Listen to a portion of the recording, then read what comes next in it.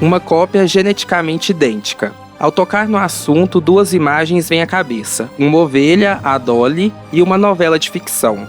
Clones. O avanço científico que se esbarra na ética. A ciência pode tudo? Seria essa a forma de uma vida eterna? Não. Isso é loucura. É loucura. Não seria ético. Isso aqui é uma ovelha vaca. Você mistura o embrião de uma ovelha com o embrião de uma vaca e vai nascer uma ovelha vaca. O nome disso é quimera. Faz uma quimera pra mim. Você quer uma ovelha vaca? Não, quero que você misture um sapo com um passarinho. Parece ser sapo com asa? Sapo com passarinho não pode. Por quê? Você sabe fazer mágica. Mais ou menos, né? Você é mágico. Você pode tudo. Em nome da ética, já se quis interditar a autópsia, a inseminação artificial, o transplante de órgãos, todas essas coisas que hoje fazem parte da nossa vida. Imagine chegar no mundo como clone de alguém, cópia de alguém. Você estaria criando um monstro psicológico. Estaria tirando desta pessoa o direito à sua individualidade. As conquistas da ciência sempre valem as ilusões que elas destroem. Você quer tomar o lugar de Deus, Sofia? Só Deus pode criar a vida. Sei que um dia ninguém mais morra, não pode, Alvieri? E mesmo que morra, e se a gente fizer um clone? Uma cópia da gente, já pensaram? Cada vez que eu vou ficando velho, eu faço uma cópia novinha de mim. É um jeito de ficar eterno, de vencer o tempo, a morte. Os antigos egípcios tentaram vencer o tempo com as múmias. A tentativa do século XXI vai ser o clone.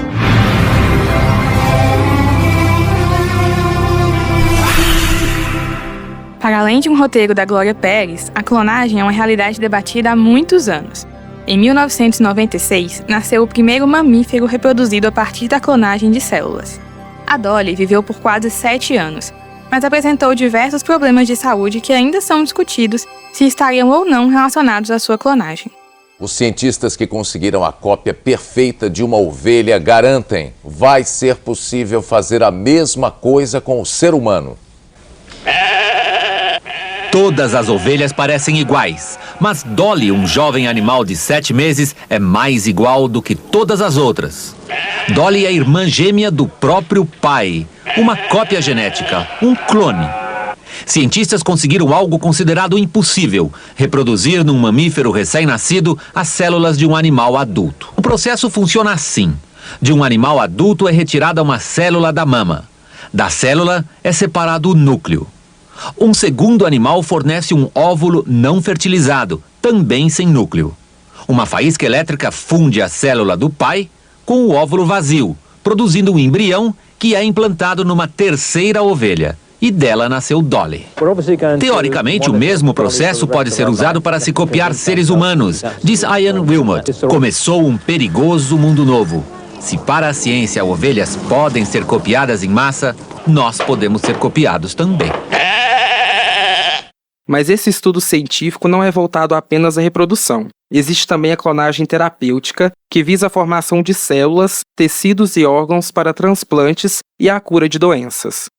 Qual o avanço da clonagem na atualidade e qual a finalidade real dela?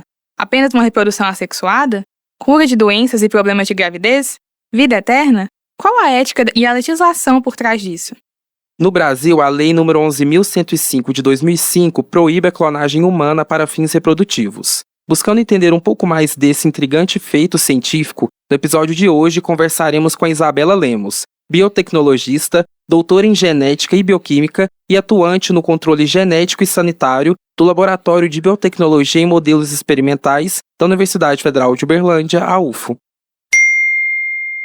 Eu sou Túlio Daniel, jornalista da Divisão de Divulgação Científica da UFO. E eu sou Isadora Pinheiro, estagiária de jornalismo na Diretoria de Sustentabilidade. Eu tô ansioso para a gente conversar sobre esse tema que mexe com o imaginário da gente. Então, antes de começarmos o papo, dá aquela força pro nosso podcast que é feito pela equipe de comunicação da UFO e nos siga na plataforma que nos ouve. E manda sua sugestão de tema, elogio, crítica e o que mais sentir vontade no nosso WhatsApp. O número é 34 99948 4655. Fico esperando.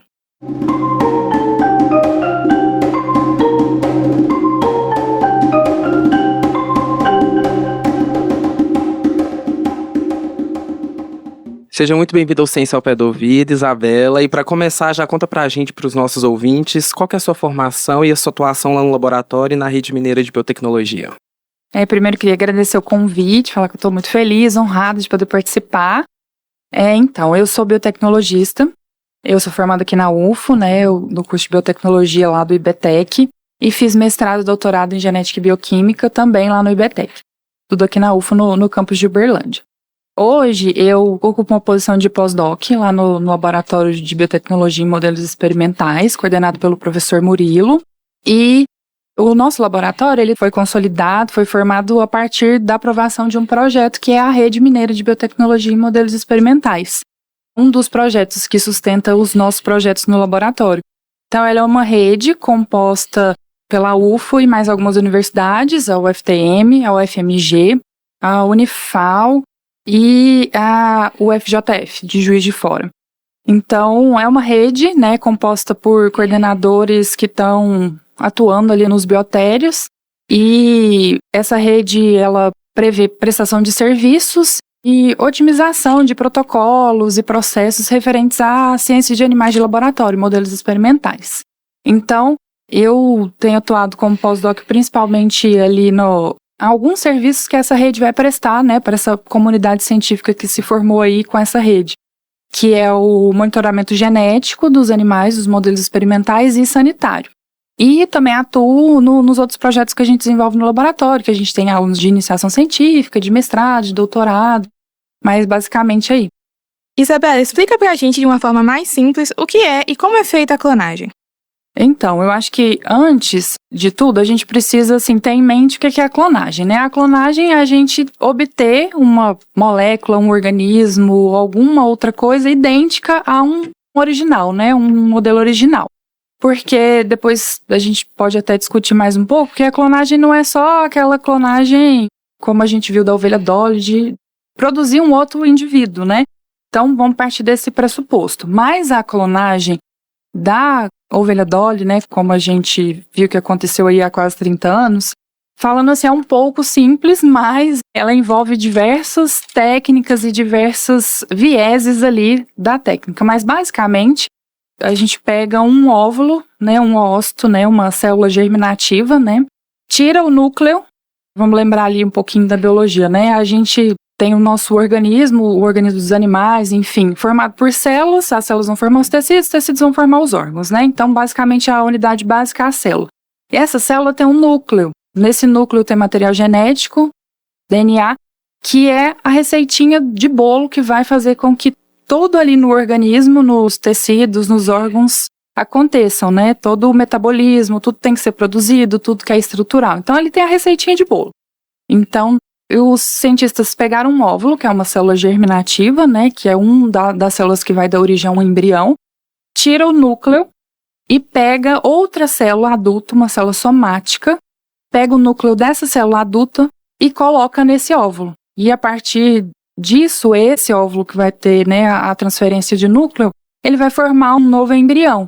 Né, um embrião, e como ele está com aquela receitinha igual a um organismo, a um outro organismo que a gente pegou como modelo, ele vai ter todas as características da genética igual àquele. Então, é o clone, né, em si.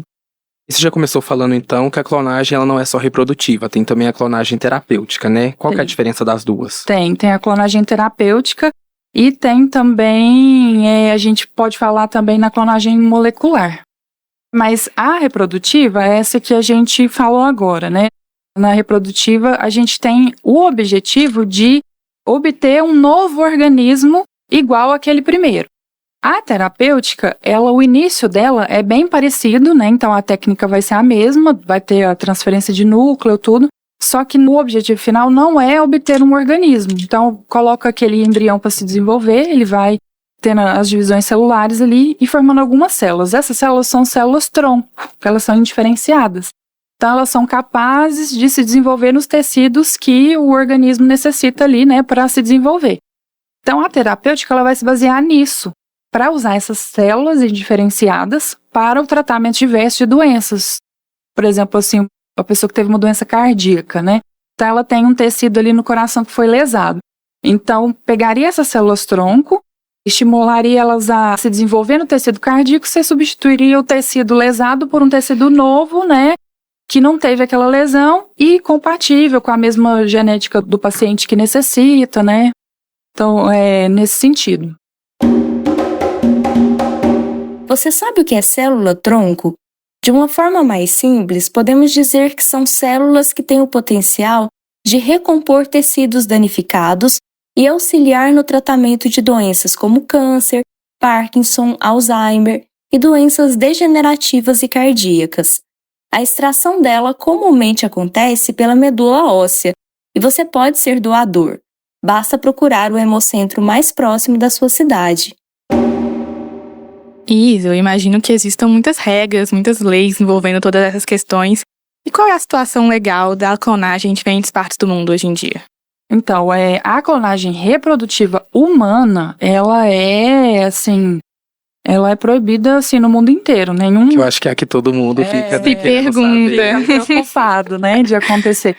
Mas todo mundo refuta isso, é um consenso mesmo, acho que em todos os países. Só que depois que teve a clonagem da ovelha Dolly, acho que, se eu não me engano, a Unesco, ela postulou, né, tipo um acordo que muitos países assinaram e tal, proibindo, né, a clonagem reprodutiva humana. Aí depois disso eu dei uma olhada, parece que por volta de 1/4 dos países, assim, tem uma legislação própria. Aqui no Brasil, se eu não me engano, eu acho que a mais atual é a Lei de Biossegurança de 2005, que ela proíbe, né, a clonagem reprodutiva humana, prevendo até multa, prisão para quem pratica. Então, além da legislação também, né, no mundo inteiro corre aquela questão ética mesmo, aquele tabu ético, porque é bem complicado, né? Mas acontece a reprodução animal, né? Então, pela clonagem. Para além dela, né, dessa reprodução, em que outras áreas pode ser aplicada a clonagem? Acontece na parte animal. Na parte, assim, animal, principalmente assim, gado de corte e tal, já é uma prática bem comum. Mas ainda tem, assim, seus problemas, seus vieses na técnica. Já melhorou muito, mas ainda tem muitos vieses, mas acontece. Mas, igual eu falei quando a gente estava conversando sobre a diferença da terapêutica e da reprodutiva, a gente pode falar em clonagem molecular também. A clonagem molecular, ela é muito utilizada em vários laboratórios de pesquisa, né, particulares também, aqui na UFO, em vários também. Vocês, por exemplo, trabalham com esse tipo de clonagem? A gente pode falar numa clonagem, como eu disse no início, no sentido de obter, por exemplo, moléculas iguais a uma original, fazer cópias daquelas moléculas. Tipo, eu uso muito para fazer o controle genético, eu faço cópias de uma sequência de DNA para poder identificar aquele DNA e confirmar a genética ali daquele animal de laboratório. Então a gente pode usar a clonagem nesse sentido. Na área da microbiologia, usa muita clonagem, por exemplo, em bactérias, usando a bactéria como um vetor para a produção de uma sequência mesmo genética de DNA, para você ter várias sequências daquela, para produzir uma molécula, para, por exemplo, replicar um vírus. Então, você pode utilizar essa clonagem, por exemplo, em bactérias, para aplicação em vacinas, para aplicação na produção de um medicamento novo, de alguma outra molécula também. Então, a clonagem também é utilizada nesse sentido, e isso é amplamente, assim, difundido. Um outro ponto também que tem sido muito discutido, que entra também na clonagem, né, reprodutiva animal, que é a questão dos animais em extinção. Então, muitos pesquisadores estão trabalhando nesse sentido de tentar reverter, né, o processo de extinção de alguns animais. Mas, como eu disse, é uma técnica que ainda hoje é muito difícil, tem uma taxa de sucesso até assim baixa. Então, mas tem também uma iniciativa nesse sentido, tem essa aplicação também. Só uma dúvida que surgiu, eu acho que tem muitas questões éticas, né, por trás disso. Aqui na UFO, como que funciona o comitê de ética para você submeter uma pesquisa? Quem que aprova? Como que funciona? Nós temos aqui, quando a pesquisa é com seres humanos, principalmente nessa questão mesmo, por exemplo, de células-tronco, né? Mas todas as pesquisas que envolvem amostras humanas, a gente tem que passar pelo CEP, que é o Comitê de Ética em Pesquisa. Então, você tem que justificar o porquê de usar aquelas amostras, submeter seu protocolo, só após o protocolo aprovado que você começa a produzir, né, fazer sua pesquisa. A mesma coisa com os animais, a gente tem a SEUA também, né, então todos os protocolos que envolvem animais a gente tem que aprovar esse protocolo na SEUA e só após a aprovação que a gente pode começar a trabalhar. Mas, no caso, por exemplo, né, específico da clonagem, até a terapêutica com células-tronco, tem umas legislações vigentes, né, questão de células-tronco embrionárias, que tem bastante restrição nesse sentido. Então, tem que tomar cuidado, porque mesmo que você passe por um comitê de ética, eles não vão aprovar baseado na legislação, mas você tem que sempre aprovar seus protocolos. O CEP é o Comitê de Ética em Pesquisas com Seres Humanos da UFO. Ele foi criado em 1997 e, desde então, recebe e avalia os projetos de pesquisa tanto da UFO quanto de outras instituições. Esse comitê atua como um braço da Comissão Nacional de Ética em Pesquisa e do Conselho Nacional de Saúde, com o objetivo de garantir os direitos e a dignidade dos participantes e contribuir para a qualidade das pesquisas e do seu papel no desenvolvimento institucional e social da comunidade. Nós falamos sobre o CEP no episódio 45 do Ciência ao Pé do Ouvido. E dentro dessas múltiplas utilizações da mesma técnica, existem potenciais efeitos colaterais ou riscos associados à clonagem? Existem. Como eu já mencionei, a taxa de sucesso da clonagem, ela não é alta. Para o pessoal entender, eu vou fazer 90%, 80%, 100% de chance de funcionar e desenvolver ali, né, um embrião, um novo organismo, uma célula diferenciada. Não, é relativamente baixo. É menos de 50%. A Dolly mesmo, se eu não me engano, eles fizeram 270 e tantas tentativas para uma dar certo e a Dolly nascer. Então, é uma técnica que tem vieses, então tem essa questão da taxa de sucesso que não é muito alta. E além disso, quando foi possível, né, a literatura descreve que existiram alguns efeitos, assim, vamos dizer, colaterais, assim, né? O organismo ali apresentou uma morte precoce, apresentou problemas de imunossupressão, apresentou diabetes, alguma coisa nesse sentido. Então tem alguma coisa na técnica ainda, várias coisas que precisam ser elucidadas, né, e precisam ser investigadas a fundo para ver o que está acontecendo ali. Então tem essas questões, e além da ética em si também, né, que pode gerar discussões e problemas, e eu acho que entra até, às vezes, no âmbito até religioso também, né.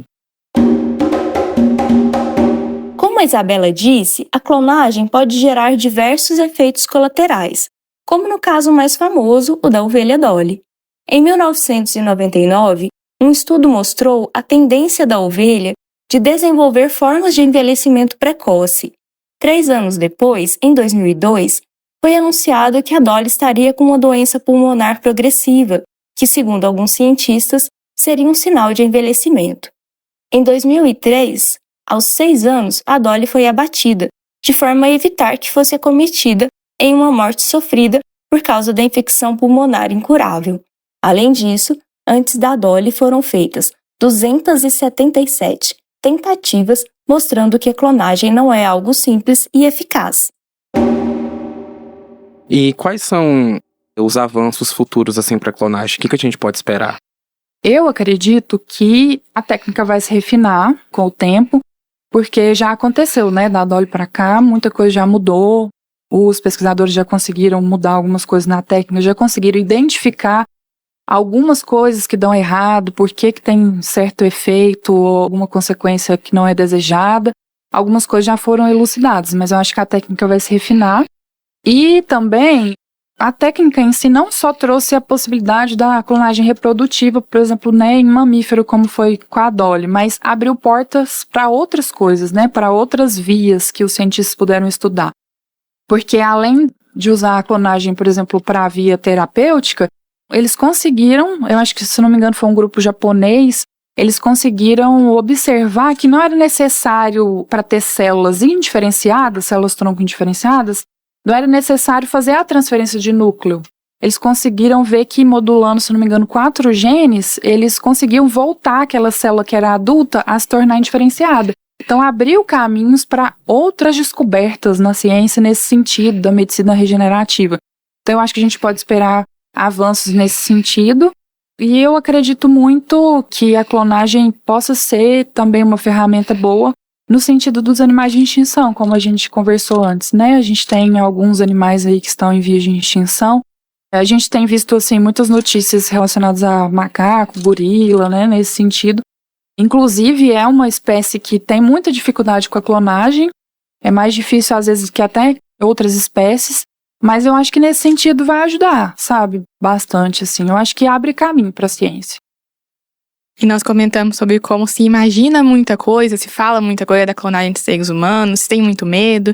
E imagino que isso se dê também por conta das obras de ficção, que a clonagem apareceu muitas vezes. Como, por exemplo, na novela O Clone, da TV Globo. Você chegou a assistir? O que é que você achou desse tipo de representação? Sou noveleira, adoro. Assim, eu era bem mais nova, né? Mas eu assisti. Às vezes eles repetem, assim, né? Mas eu, particularmente, eu acho que tem seus prós também dessa exposição, né? Porque, apesar de deixar muito no imaginário das pessoas ali, aquela coisa, obra de ficção científica, ai meu Deus, vão clonar os humanos, mas assim, acaba divulgando de certa forma a ciência, as pesquisas, as técnicas, né? Populariza mais, chega na população. Eles acabam, assim, enviando informações às vezes um pouco distorcidas, né? Mas eu acredito que seja bom, assim, para difundir, levanta discussões, levanta debates. Mas, assim, acaba sendo muita ficção mesmo, porque quando a gente assiste ali o vídeo, às vezes, assim, a forma que o ator está interpretando o cientista, como que ele leva ali as pesquisas, às vezes as técnicas que ele está fazendo, os materiais que ele está usando, ele não está usando de forma correta, né? Não sei se eu me lembro bem da história, mas ele propositalmente, ele pegou uma paciente dele que estava esperando fazer uma reprodução assistida, ao invés de usar o material que ela havia escolhido, disponibilizado, ele, deliberadamente ele resolveu escolher outro material e colocar isso. Ética, a gente nunca viu isso. Entendeu? Não tem uma ética que hoje é uma questão muito forte para esse tipo de pesquisa, assim, né? Principalmente com humanos. Então acaba tendo uns erros, algumas coisas assim mais grotescas assim, mas eu acho que tem prós e contras, né? É bom que levanta o debate e às vezes a gente tem a oportunidade de esclarecer melhor e poder conversar mais com a população, com a sociedade, né? Bom, Bel, pra gente já ir encaminhando pro nosso final, você trabalha no laboratório de modelos experimentais, então conta pra gente que tipo de experimentos vocês fazem lá, como que vocês trabalham com os animais.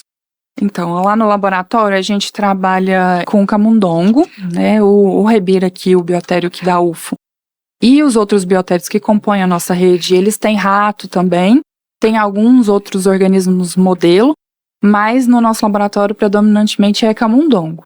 Então nós temos os camundongos que não são modificados, né, que a gente fala de selvagens, e temos os geneticamente modificados, que eles têm a modulação ali de algum gene para o pesquisador conseguir estudar alguma via de interesse para alguma doença, para algum comportamento, alguma coisa. Então, primeiro, como eu disse, a gente, né, faz a prestação de serviço sobre a questão da qualidade genética e sanitária dos animais. Essa é uma parte mais assim de prestação de serviço tanto para o nosso biotério como para os da rede.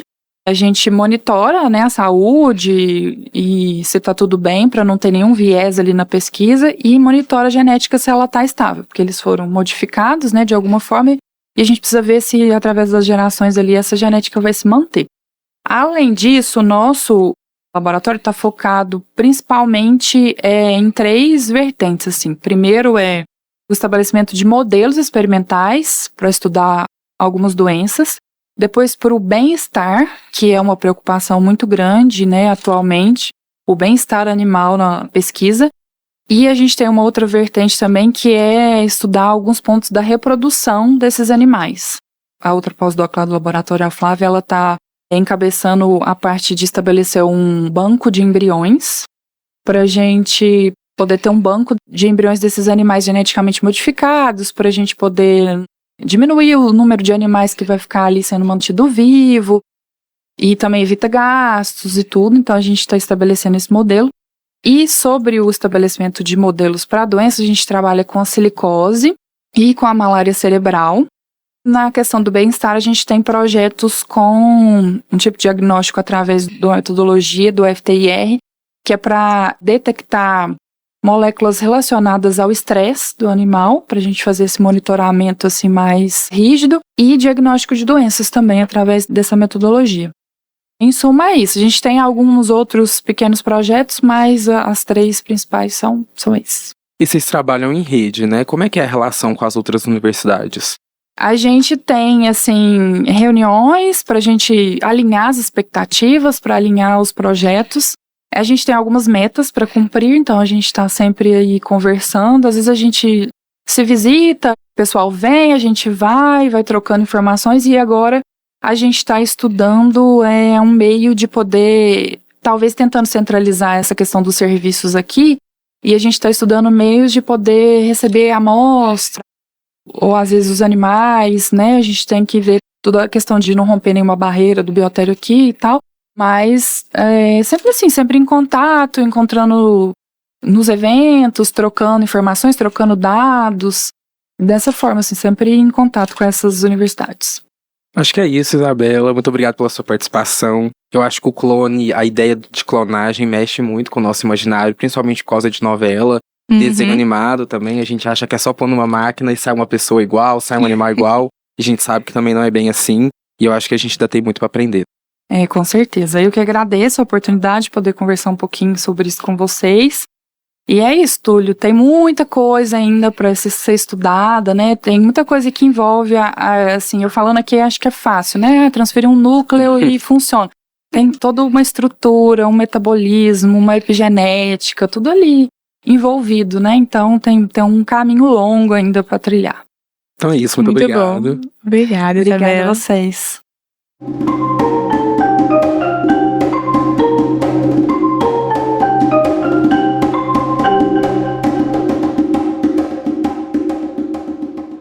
Bom, pessoal, esse é o momento em que você que segue o Ciência ao Pé do Ouvido nos avalia. Se você nos ouve pelo Spotify, deixamos uma caixinha aqui embaixo. Conta nela pra gente o que acharam do episódio e qual a opinião de vocês sobre clonagem. A gente lê tudo. E segue a gente nas redes sociais para acessar os outros conteúdos que preparamos para você. Estamos no X, antigo Twitter, @aopédoouvidopod. E claro, nas redes sociais oficiais da UFO. As arrobas você encontra aqui na descrição. Gostou desse episódio? Quer perguntar algo? Mandar um recado ou indicação pra gente? É só mandar um áudio para o nosso WhatsApp. Nosso número é 349-9948-4655. Repetindo, 349-9948-4655. Muito obrigada por nos ouvir até aqui. Até semana que vem. Tchau, tchau. O Ciência ao Pé do Ouvido é o podcast da Divisão de Divulgação Científica da DIRCO, a Diretoria de Comunicação Social da Universidade Federal de Uberlândia. A supervisão do roteiro e inserções são por conta da jornalista Ellen Borges, que também é editora de conteúdo do podcast. A apresentação, produção e entrevista desse episódio foram feitas por mim, Isadora Pinheiro, estagiária de jornalismo da Diretoria de Sustentabilidade da UFO, e pelo Túlio Daniel, jornalista na Divisão de Divulgação Científica. A comunicação imagética foi feita pela Tamires Dantas, estagiária de design. A divulgação nas mídias sociais está comigo, Túlio, que sou editor de ciência das redes sociais da UF e editor de produção do podcast. A principal transição sonora é a composição do percussionista Eduardo Fraga Túlio, que é pesquisador e professor de música aqui na UFO. A captação de áudio foi feita por Euler Reis. Edição, montagem e finalização são do Márcio Gama. Esse episódio conta com áudio da TV Globo.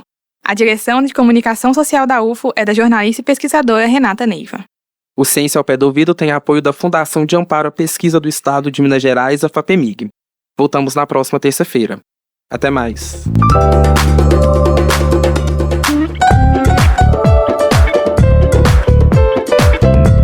Ciência ao Pé do Ouvido.